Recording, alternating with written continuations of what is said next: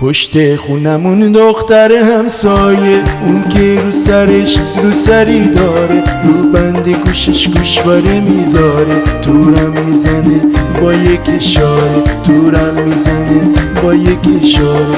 پشت خونمون دختر همسایه، اون که رو سرش روسری داره، رو بند گوشش گوشواره میذاره، تورم میزنه با یک اشاره، تورم میزنه با یک اشاره.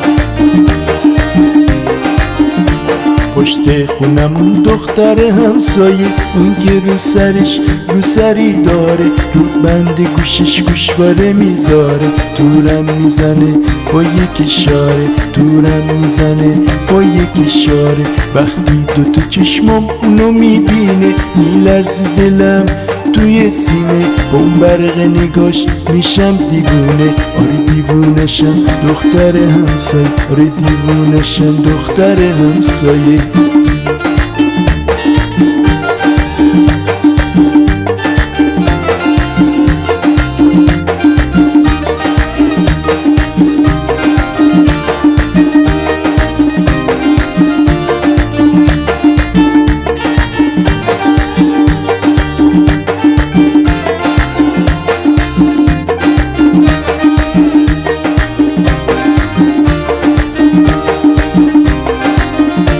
دیشب که مهتاب بود، دلم واسش چه بیتاب بود، اما دختر همسایه اون چشاش پر خواب بود. چیکار کنم که بیدار شه؟ سنگو زدم به شیشه، شیشه که شکستش یو از خواب پریدش.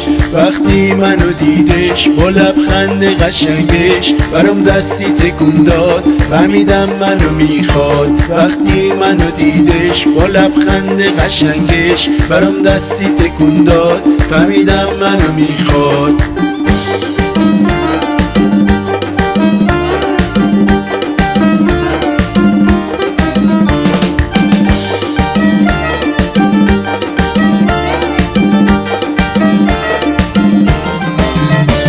پشت خونمون دختر همسایه، اون که رو سرش روسری داره، رو بند گوشش گوشواره میذاره، تورم میزنه با یک اشاره، تورم میزنه با یک اشاره.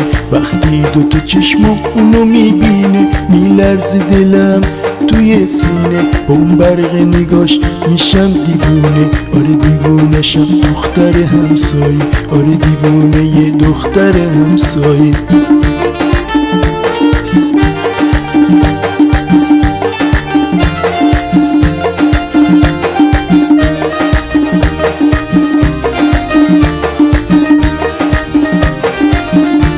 وقتی دوتا چشمم اونو میبینه، میلرزه دلم توی سینه، با اون برق نگاش میشم دیوونه. آره دیوونشم دختر همسایه، آره دیوونه یه دختر همسایه، دختر همسایه.